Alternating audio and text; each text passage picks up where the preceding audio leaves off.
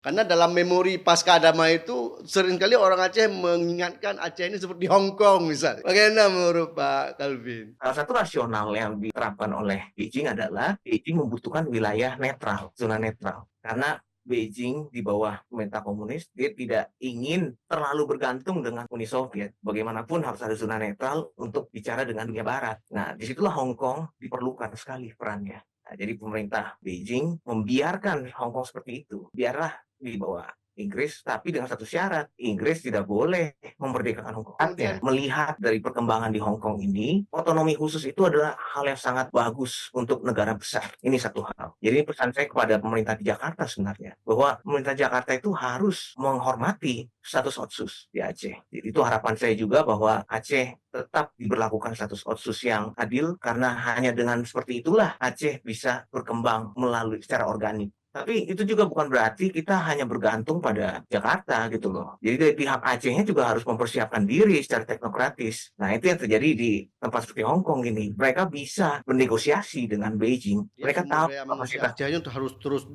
dikembangkan ya. Betul, mereka tahu sekali kapasitas mereka.